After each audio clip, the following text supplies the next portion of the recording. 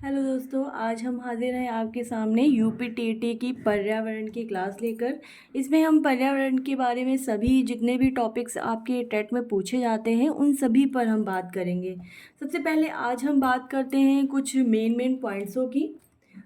जैसे हम बात करेंगे कि क्लोरोफ्लोरोकार्बन। सबसे पहले हम बात करते हैं कि कुछ पॉइंट वाइज हमने क्वेश्चंस लिए हैं, उन्हीं के बारे में हम मेरे में जो नोट्स हैं सारे ये पॉइंट वाइज ही बने हुए हैं।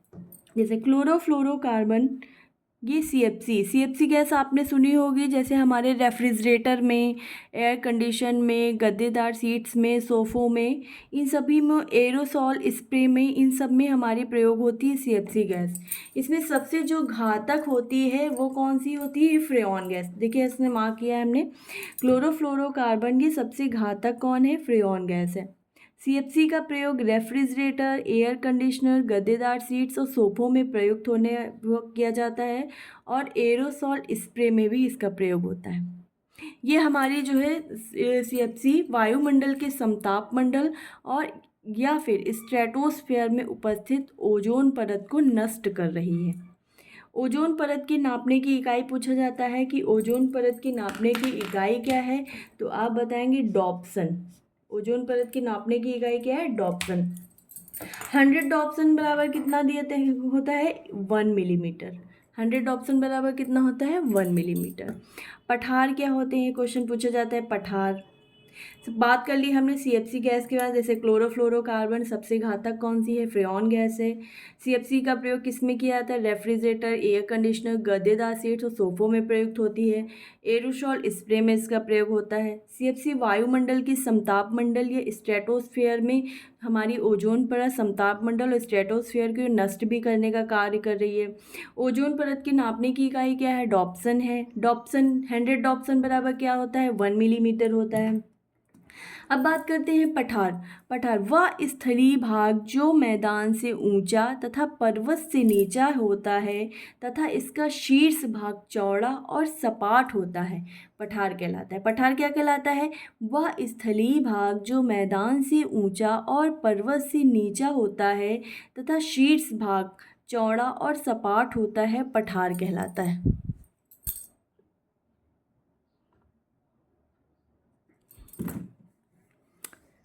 ठीक है।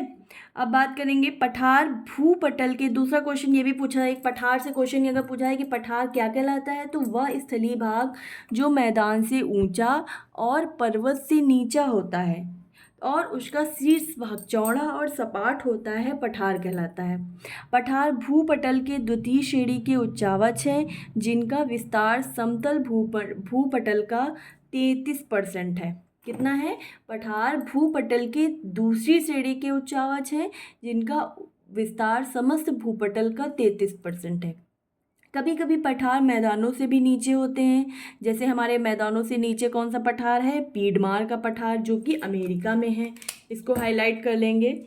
मैदान से भी नीचे हैं पठार, मैदानों से भी नीचे होते हैं। पीडमार का पठार जो कि हमारा अमेरिका में है। पठार जो पर्वतों से ऊंचे हैं, पठार जो मैदानों से नीचे हैं, पीडमार का पठार अमेरिका में है। और पठार जो पर्वतों से ऊंचे हैं, तिब्बत का पठार कितना किलोमीटर है? 4875 मीटर का है। क्लियर?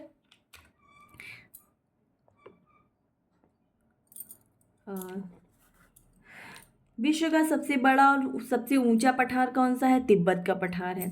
दक्षिणी अमेरिका में खनिजों का भंडार की उपमा किसको दी गई है? विश्व का सबसे ऊंचा और सबसे बड़ा पठार कौन सा है? तिब्बत का पठार है। दक्षिण अमेरिका में खनिजों का भंडार की उपमा किसको दी गई है? पेंटागोनिया के पठार को। ये हमारे खनिजों का भंडार की उपमा दी गई है, पेंटागोनिया के पठार। मैड्रिड स्पेन, मैड्रिड स्पेन ही हमारा पठार का स्थित नगर है। मैड्रिड स्पेन पठार का एक स्थित नगर है। पठार मुख्य रूप से खनिज के भंडार होते हैं। छोटा नागपुर पठार को भारत का रूट भी कहते हैं। पामीर या तिब्बत का पठार संसार की छत कहलाती है। कौन सा संसार की छत किस पठार को कहा जाता है?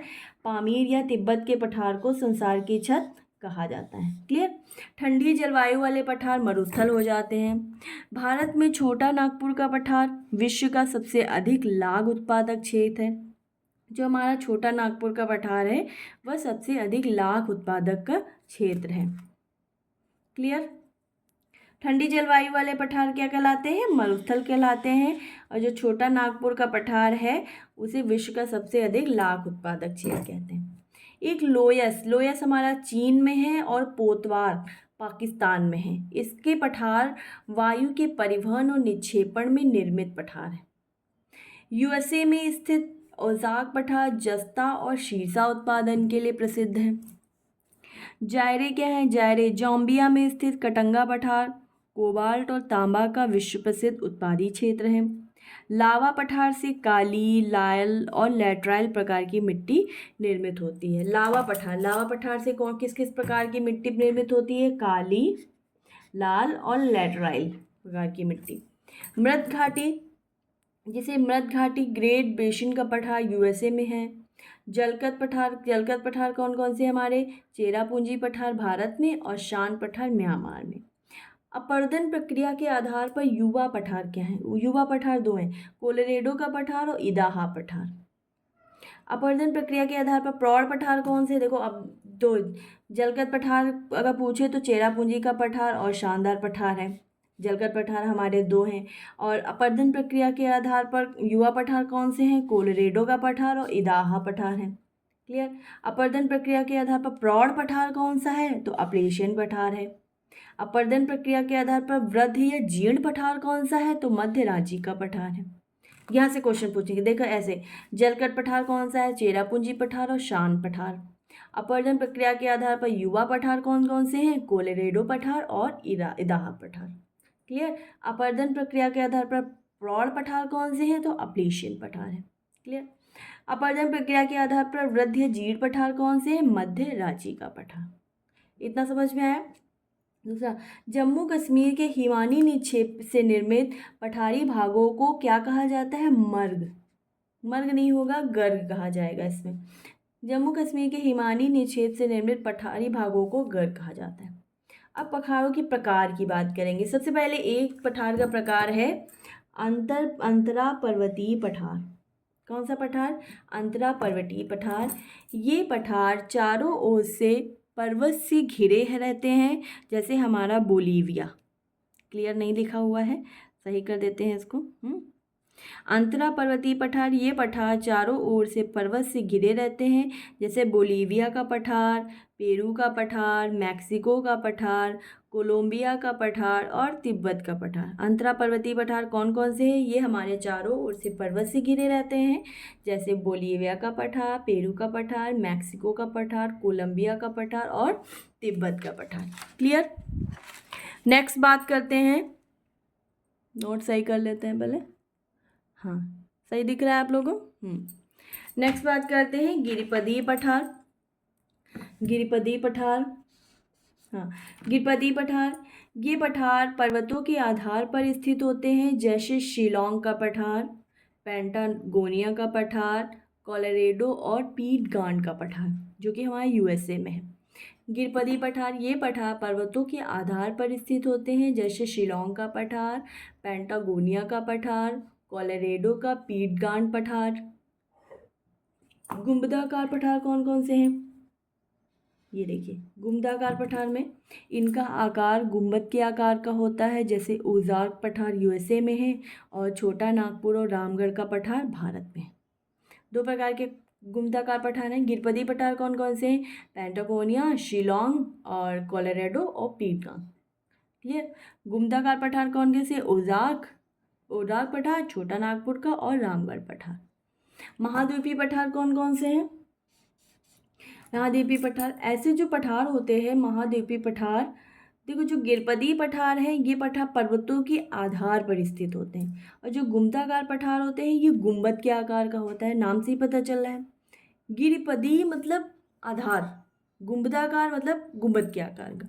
महाद्वीपीय पठार, ऐसे पठारों का निर्माण पटल विरूपणी बलों द्वारा धरातल के किसी विस्तृत भूभाग के ऊपर उठ जाने से होता है, जैसे अरब का पठार हो गया और ऑस्ट्रेलिया पठार। ये अरब का पठार हो गया, ऑस्ट्रेलिया का पठार हो गया और भारत का हमारा प्रायद्वीपीय का पठार। ज्वालामुखी क्रिया से निर्मित पठार कौन कौन से हैं? ज्वालामुखी क्रिया से निर्मित पठार, इनका निर्माण ज्वालामुखी के उद्गार से निकलने वाले लावा से होता है, जैसे भारत में दक्कन का पठार, ब्राज़ील का पठार और दक्षिण अफ्रीका का पठार। देखिए एक बार में समझ में नहीं आएगा, इसको बार बार आप पढ़ेंगे तो याद हो जाएगा, आपको याद ही करना पड़ेगा। फिर से एक बार बात कर लें। देखो सबसे पहले बात करते हैं अंतरा पर्वतीय पठार। अंतरा पर्वतीय पठार ये हमारे चारों ओर से पर्वत से घिरे रहते हैं, जैसे बोलीविया का पठार, पेरू का पठार, मैक्सिको पठार, कोलंबिया पठार और तिब्बत का पठार। क्लियर। दूसरा है हमारा गिरिपदी पठार। ये पठार पर्वतों के आधार पर स्थित होते हैं, जैसे शिलोंग का पठार, पैंटागोनिया का पठार, कोलोराडो, पीटगांग का पठार। तीसरा है हमारा गोमदाकार पठार। इसका आकार गुंबद के आकार का होता है, जैसे ओजार का पठार, छोटा नागपुर का, रामगढ़ का पठार। ठीक। महाद्वीपीय पठार, ऐसे पठारों का निर्माण पटल विरूपणी बलों द्वारा धरातल के किसी विस्तृत भूभाग के ऊपर उठ जाने से होता है, जैसे अरब का पठार, ऑस्ट्रेलिया का पठार और भारत का प्रायद्वीपीय पठार। नेक्स्ट है ज्वालामुखी क्रिया से निर्मित पठार। इसका निर्माण ज्वालामुखी के उद्गार से निकलने वाले लावा से होता है, जैसे भारत में दक्कन का पठार हो गया, ब्राज़ील का पठार हो गया और दक्षिण अफ्रीका के पठार हो गए। अब बात करते हैं पठार और उनकी स्थिति कहाँ पर है। जैसे अभी हमने तिब्बत का पठार कहाँ है, तिब्बत में है। प्रायद्वीप का पठार कहाँ है, भारत में है। छोटा नागपुर का पठार कहाँ है, भारत में है। कोलंबिया का पठार कहाँ है, अमेरिका में है। उज़ार का पठार कहाँ है, अमेरिका में है। कोलोराडो पठार कहाँ है, अमेरिका में है। पीडमॉन्ट पठार ये भी अमेरिका में है। अलास्का पठार ये भी अमेरिका में है। समझ में आया। लोयस पठार चीन में है।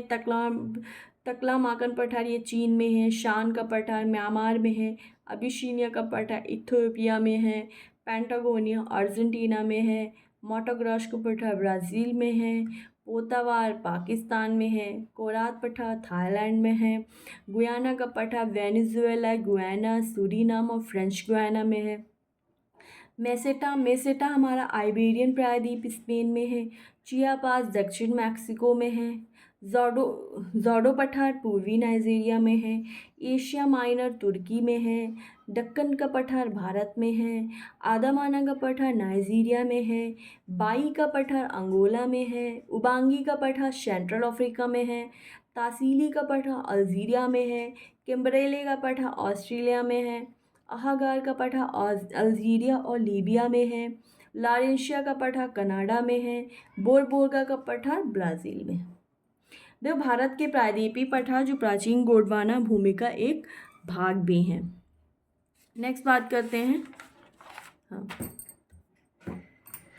नेक्स्ट है प्रायद्वीपीय पठार के पूर्व में पूर्वी घाट तथा पश्चिम के पश्चिमी घाट है।